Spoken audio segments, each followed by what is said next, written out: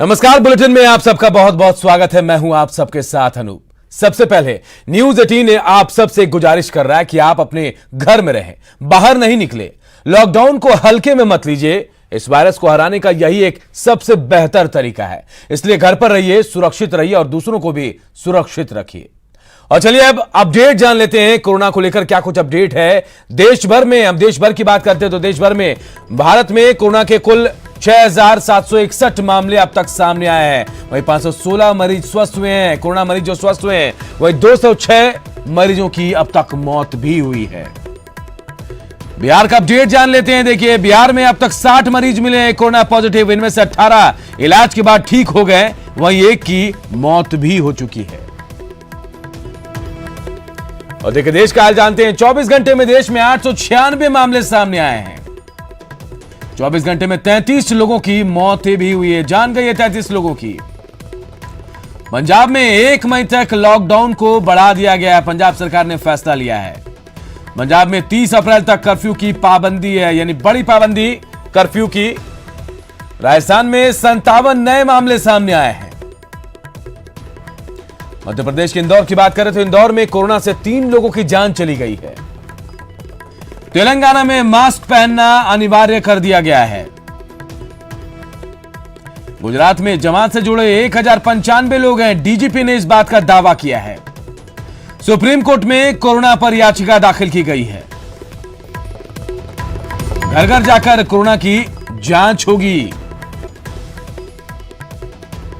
और देखिए बिहार का हाल हम आपको बता रहे हैं। बिहार में कोरोना पॉजिटिव मरीज जो है वो 60 हो गई उनकी संख्या। सबसे अधिक सिवान में 29 संक्रमित हैं। रघुनाथपुर में सबसे ज्यादा 23 पॉजिटिव मरीज हैं। सिवान का कोरोना हॉटस्पॉट जो है उसे सील कर दिया गया है। बेगूसराय में भी हॉटस्पॉट जो है उन्हें सील किया गया है।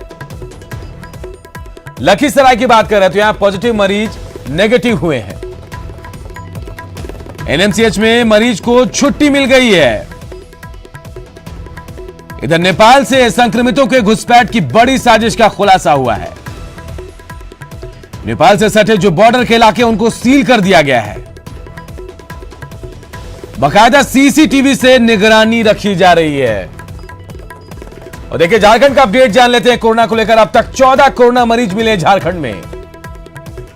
बोकारो के एक मरीज की मौत हो चुकी है। रांची में अब तक 7 मरीजों में कोरोना संक्रमण पाया गया है। बोकारो में मिले हैं कोरोना के 6 मरीज। हजारीबाग में कोरोना का एक केस सामने आया है। कोरोना को लेकर सीएम हेमंत सोरेन ने सर्वदलीय बैठक भी की। लॉकडाउन बढ़ाने पर झारखंड में कोई फैसला फिलहाल नहीं लिया गया है। हिंदपीढ़ी इलाके में 10,000 लोगों की स्क्रीनिंग की गई है। हिंदपीढ़ी में कल से रैंडम सैंपलिंग का काम भी शुरू होगा।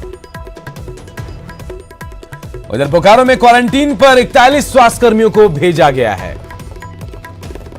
और देखिए विश्व का हाल जान लेते हैं कोरोना को लेकर। 16,11,981 कोरोना संक्रमित इस वक्त विश्व में है। अब तक 96,783 लोगों की मौत भी हो चुकी है। अमेरिका में 4.70 लाख पॉजिटिव मरीज है कोरोना के। अमेरिका में 17,000 लोगों की कोरोना से मौत हो चुकी है। स्पेन की बात करें तो स्पेन में 1,57,000 कोरोना संक्रमित मरीज हैं। इटली में 1,43,000 पॉजिटिव मरीज हैं। इटली में 18,279 लोगों की मौत भी हो चुकी है। बेल्जियम की बात करें तो बेल्जियम में कोरोना से 3,000 लोगों की मौत हुई है। फ्रांस में 1,13,000 लोग जो हैं कोरोना पॉजिटिव हैं। मोदी ने जापान के पीएम से बातचीत भी की है। और चले बढ़ते हैं दूसरी खबरों की ओर। सबसे पहले बिहार की खबर की बात करते हैं। बिहार में कोरोना के आंकड़े अब लोगों को डराने लगे हैं। अब तक आंकड़ा 60 के पार पहुंच चुका है। पिछले 24 घंटे में 21 नए केस सामने आए हैं। इनमें 19 केस जो हैं वो सिवान के हैं। आज सुबह भी 2 और नए पॉजिटिव केस की पुष्टि हुई है। ये दोनों मरीज सिवान के उसी परिवार से हैं जो सबसे ज्यादा संक्रमित हैं। नए संक्रमितों में 10 साल की एक बच्ची और 28 साल के एक पुरुष शामिल हैं। दोनों मरीजों को मिलाकर सिवान में एक ही परिवार के संक्रमितों की संख्या 23 के पार पहुंच गई है। आपको बता दें कि ओमान से आए एक शख्स ने सभी को यहां संक्रमित किया है। कोविड पॉजिटिव पेशेंट्स रिपोर्टेड हैं, जिसमें कि 4 का निगेटिव रिपोर्ट भी आ गया है। और इसमें अगर प्रोफाइलिंग की जाए तो कुल 6 कंटेनमेंट जोन्स हम लोगों ने क्रिएट किए हुए हैं। उसमें जो लेटेस्ट हम लोगों का कंटेनमेंट जोन है रघुनाथपुर वाला एरिया जो है उसको उसी को हम लोग का जो चैलेंज है और हम लोग का पूरा फोकस अभी रघुनाथपुर वाले कंटेनमेंट जोन में ही है।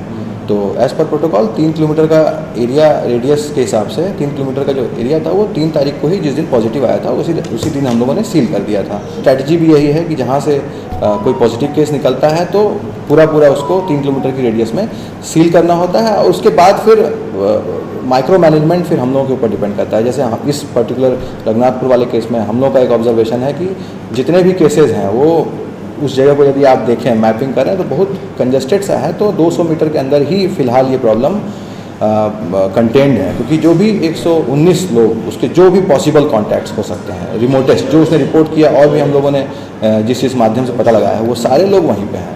तो उसने मूवमेंट जो भी किया है वो उसी 200 मीटर के अंदर किया हुआ है, जो कि उसका घर और एक गली टाइप का एक जगह है। तो होपफुली उसके बाहर नहीं गया है। हम लोग उस पर भी नजर बनाए हुआ है कि वो 200 मीटर से बाहर नहीं गया। और चलिए अब जान लेते हैं बिहार में किस जिले में कोरोना के कितने संक्रमित मरीज हैं। बिहार के सिवान में सबसे ज्यादा 29 पॉजिटिव मरीज मिले हैं। तो वहीं मुंगेर में 7, पटना में 5, गया में 5, बेगूसराय में 5, गोपालगंज में 3, नालंदा में 2, लखीसराय, सारण, भागलपुर और नवादा में एक मरीज पॉजिटिव मिले हैं। हालांकि अच्छी बात यह रही कि 60 मरीजों में 17 मरीज ऐसे हैं जो इलाज के बाद ठीक भी हुए हैं। इधर सिवान में कोरोना वायरस के बढ़ते मामले पर स्वास्थ्य मंत्री मंगल पांडे ने कहा कि एक व्यक्ति से 23 लोगों में संक्रमण फैला। सरकार की कोशिश का असर है कि मामला अब सामने आ रहे हैं। पहला मरीज जो आया उसी के परिवार के इर्द गिर्द ये सारे मामले सामने आए हैं। लगभग 22-23 लोग उस टोले के प्रभावित हुए। तो एक व्यक्ति के संक्रमण से यह संक्रमण उनके घर के आसपास के लोगों के पास फैला है। बिहार में कोरोना वायरस के बढ़ते संक्रमण को रोकने के लिए राज्य सरकार की ओर से कोशिशें की जा रही हैं। सिवान में कोरोना के बढ़ते मामले ने सरकार की चिंता बढ़ा दी है। मामला सामने आने के बाद प्रभावित गांव के 3 किलोमीटर के दायरे में आने वाले इलाके को सैनिटाइज किया जा रहा है। क्वारंटाइन में रखे गए लोगों की भी निगरानी की जा रही है और साथ ही क्वारंटाइन में रखे गए लोगों की निगरानी के साथ ही बिहार से बाहर फंसे 3,32,000 आवेदकों के खाते में 1,000 रुपए भी डाले जा गए हैं। सीएम नीतीश कुमार के निर्देश पर बिहार फाउंडेशन की ओर से राज्य के बाहर के 12 शहरों में 42 राहत केंद्र चलाए जा रहे हैं।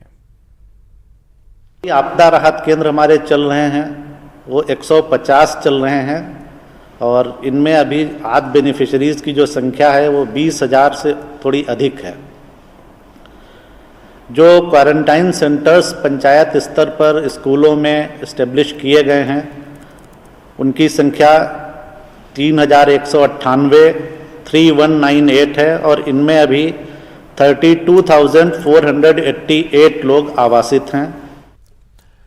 इधर बेगूसराय में कोरोना को लेकर प्रशासन पूरी तरह से अलर्ट मूड पर है। इसे लेकर जिले में 2 अतिरिक्त आईपीएस ऑफिसर और डीएसपी रैंक के अधिकारियों की तैनाती भी की गई है। समस्तीपुर बेगूसराय को जोड़ने वाले सीमावर्ती क्षेत्र बछवाड़ा के रसीदपुर के पास पुलिस ने बैरिकेटिंग कर सीमा को सील कर दिया है। वहीं खगड़िया से पुलिस ने साहेबपुर कमाल के पास NH-31 को बैरिकेटिंग कर सील किया है। डीएम ने बताया कि प्रभावित इलाकों में सैनिटाइजेशन का काम कराया जा रहा है और आपके समाज और आपकी मेरी सभी की भलाई होगी। लॉकडाउन के बीच मुजफ्फरपुर में बाजारों में सोशल डिस्टेंसिंग का खुलेआम उल्लंघन हो रहा है। यहां ब्रह्मपुरा के लक्ष्मी चौक मछली बाजार में सोशल डिस्टेंसिंग की धज्जियां उड़ाई जा रही हैं। पुलिस की मौजूदगी के बावजूद दुकानों पर काफी संख्या में लोग पहुंच रहे हैं। मौके का जायजा लिया हमारे सहयोगी प्रवीण ठाकुर ने। लॉकडाउन को लेकर किस प्रकार सोशल डिस्टेंसिंग को मेंटेन करने के लिए लगातार अपील न केवल पीएम मोदी के द्वारा बल्कि नीतीश कुमार के द्वारा भी लगातार ये अपील होती रही है। लेकिन देखिए नज़ारा मुजफ्फरपुर का है जो ब्रह्मपुरा इलाका है। यहाँ जो ये मार्केट सजी है, किस प्रकार सोशल डिस्टेंसिंग का खुलेआम उल्लंघन हो रहा है।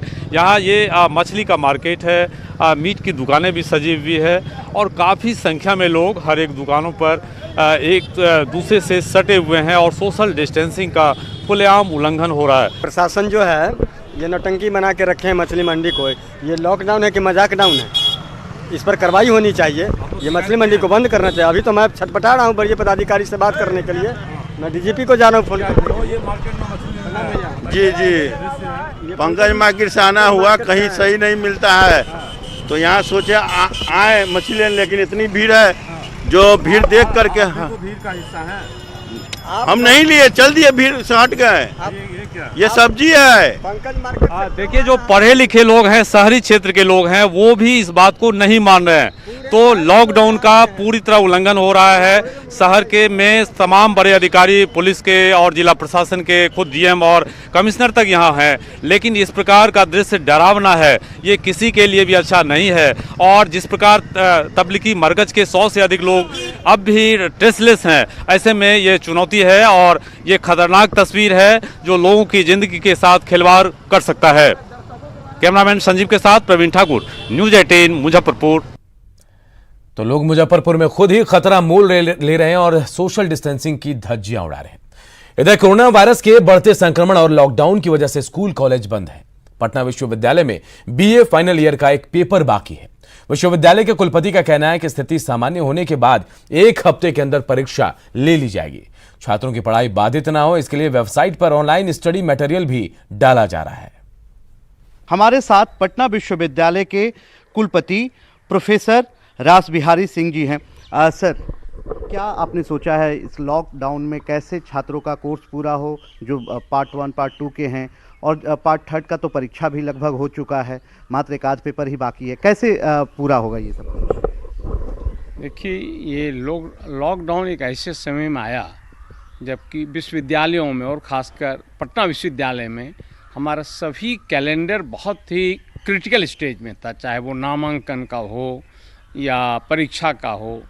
ग्रेजुएट लेवल के फाइनल ईयर का मेरा सभी पेपर एग्ज़ाम हो गया था, 1 पेपर रह गए। बाकी पेपर्स की हमने कॉपी इवैल्यूएट करा ली है, 1 पेपर रह गए। हमने चाहा कि इसका करा दें, लेकिन लॉकडाउन जब हो गया तो प्रशासन ने भी कहा ये रिस्क लेना उचित नहीं होगा, इसलिए हमने छोड़ दिया। इसलिए मैं सबसे पहले ग्रेजुएट लेवल के फाइनल ईयर के विद्यार्थियों को, उनके अभिभावकों को आपके माध्यम से कहूँगा कि जैसे ही लॉकडाउन समाप्त होगा, हम 1 सप्ताह के अंदर उनको शेड्यूल देंगे, परीक्षा ले लेंगे। और चूंकि 1 ही पेपर का रहा, कुछ प्रैक्टिकल जिसमें उसमें प्रैक्टिकल्स होंगे, लेकिन 15 दिन के अंदर हम सारा करके उनको रिजल्ट देंगे। इसलिए वो आश्वस्त रहें। अगर चूंकि अगला सेशन जुलाई 1 से शुरू होगा तो हम निश्चित रूप से उनका रिजल्ट जून में दे देंगे। और नामांकन के लिए जो प्रक्रियाएं शुरू होंगी वो हमारे यहाँ, जैसे हम तो 2 अप्रैल से ही फॉर्म भराने का शुरू कर रहे थे, लेकिन अभी स्थगित रखा है, उसको थोड़ा बढ़ाएंगे। लेकिन फिर भी जुलाई में जो सेशन शुरू होने का है पोस्ट ग्रेजुएट का, वो हम निश्चित रूप से 15 से 17 जुलाई से शुरू कर देंगे। हमारे विद्यार्थी जो घरों में बैठे हैं उनका समय बर्बाद ना हो, उनकी तैयारी यथावत जारी रहे, वो एक्टिव रहें एकेडमिकली। हमने सभी शिक्षकों को एक टास्क दे दिया है कि वो कम से कम 5 ई कंटेंट तैयार करें, 5 क्वेश्चन आंसर 5 टॉपिक पर अच्छे से बनाएं और ऐसे बनाएं एज इफ कि वो वर्चुअल क्लास ले रहे हों। और उसको हम अपने वेबसाइट पर अपलोड करा रहे हैं और उसका क्लास शुरू भी हो गया है। हमने टीचर्स का लिस्ट दे दिया है, कौन टीचर किस दिन उसको बताएंगे। लड़के अपना हमने टीचर्स का ईमेल और मोबाइल नंबर दे दिया है, विद्यार्थी उसको पढ़ें, हमारे वेबसाइट से डाउनलोड भी कर सकते हैं, उसमें कोई चार्ज नहीं है, डाउनलोड कर लें। लॉकडाउन का सबसे ज्यादा असर बीपीएल कार्डधारियों पर देखने को मिल रहा है। सीतामढ़ी में इनके सामने भूखमरी की स्थिति आ गई है। ये रिपोर्ट देखिए।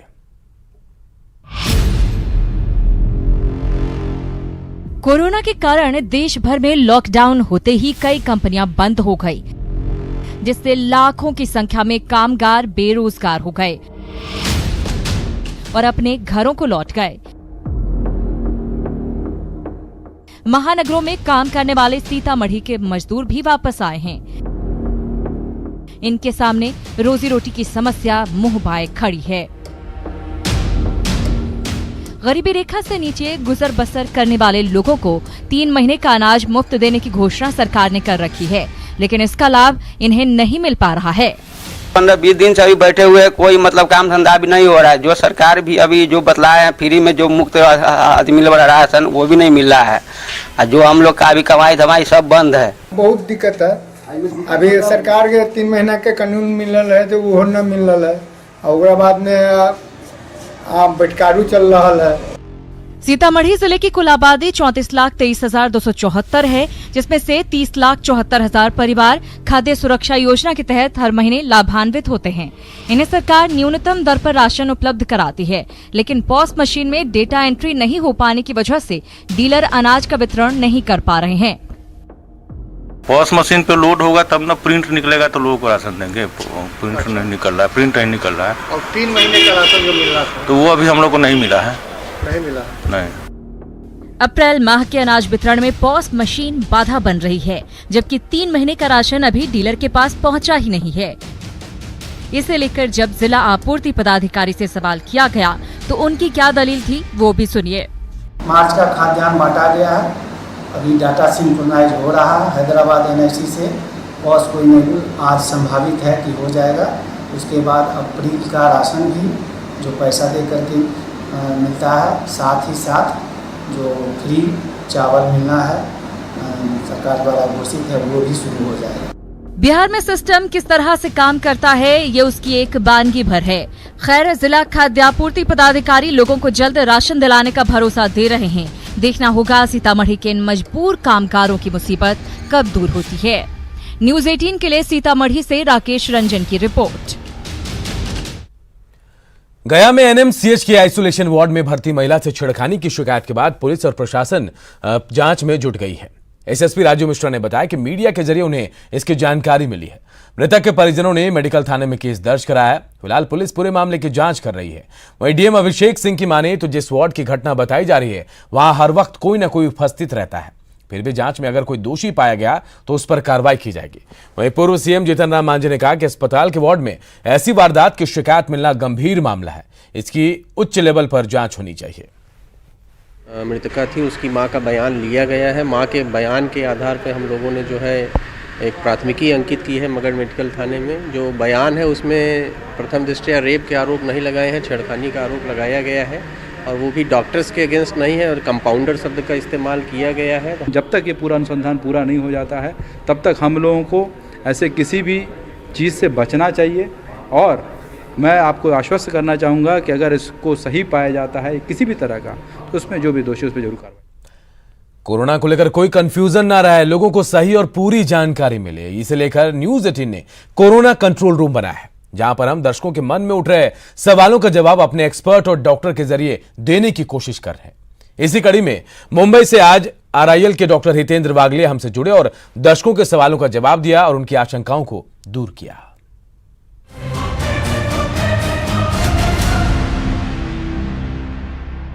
मैं रमेश सिंह पौड़ी गढ़वाल से। मैं ये जानना चाहता हूँ कि सार्वजनिक टॉयलेट में भी कोरोना का खतरा है। मेरा नाम मलय कुमार है, मैं भुवनेश्वर उड़ीसा से बोल रहा हूँ। मेरा ये सवाल है कि क्या सार्वजनिक टॉयलेट से कोरोना का खतरा हो सकता है? मेरा नाम विजय बहादुर सिंह है, मेरी उम्र करीब 43 साल है। डॉक्टर साहब, मेरा आपसे एक सवाल है कि क्या सार्वजनिक शौचालय का उपयोग करने से किसी व्यक्ति को कोरोना हो सकता है? सार्वजनिक शौचालयों में सिर्फ कोरोना ही नहीं बल्कि इत्यादि वायरस बैक्टीरिया भी रहते हैं। आप अपने पर्सनल हाइजीन जिसे हम कहते हैं उस पर ज़्यादा ध्यान दीजिए। सार्वजनिक शौचालयों का उपयोग करने के बाद अपने हाथ अच्छी तरह से धो लीजिए साबुन के पानी से। तो मेरे हिसाब से आपको सार्वजनिक शौचालय से ज़्यादा डर लेने की कोई जरूरत नहीं। मैं पिंकी, उम्र 48 साल, टीकमगढ़ से। कोरोना महामारी से हम अपने बड़े बुजुर्गों को कैसे बचाएं, उपाय बताएं। नमस्कार, मैं निशा चंडीगढ़ से बोल रही हूँ। मेरा आपसे यह सवाल है कि इन दिनों घर के बुजुर्गों का ख्याल हम किस तरह से रखें। मेरा नाम परशुराम शर्मा है, मैं हैदराबाद से बोल रहा हूँ। इन दिनों घर के बुजुर्गों का ख्याल हम किस तरह से रखें। मैं राजेश पटवा, पिपलिया मंडी, जिला मंदसौर का निवासी हूँ। मेरी उम्र 45 वर्ष है। आज संपूर्ण विश्व कोरोना संक्रमण से भयभीत है। ऐसे में हम अपने बुजुर्गों का कैसे ख्याल रखें? बुजुर्ग के काफी लोग हैं उम्र के लोग हैं जिनको कोरोना इजीली बात आ सकती है, तो जहाँ तक हो सके बुज़ुर्गों को अपने घर में ही रहने दीजिए, उन्हें बाहर टहलने को वगैरह मत जाने दीजिए। जहाँ तक उनकी अगर कोई रेगुलर विजिट्स या डॉक्टर से सलाह चाहिए तो फ़ोन तथा वीडियो कंसल्टेशन से ज़रूर कर लीजिए। अगर ख़ास करके उन बुज़ुर्गों को जिनको डायबिटीज़ या ब्लड प्रेशर की बीमारी हो या उन्हें कैंसर या छाती के अगर सांस लेने में तकलीफ़ हो तो उन पे आपको ज़्यादा एतबार बरतना पड़ेगा।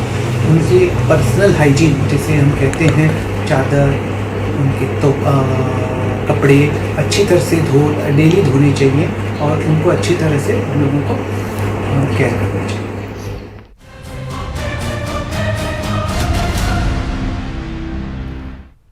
कोरोना संकट के बीच गरीबों और जरूरतमंदों के लिए लगातार मदद के हाथ बढ़ रहे हैं। जेडीयू नेता अरविंद कुमार सिंह और छोटू सिंह पटना में लगातार लोगों को मदद पहुंचा रहे हैं।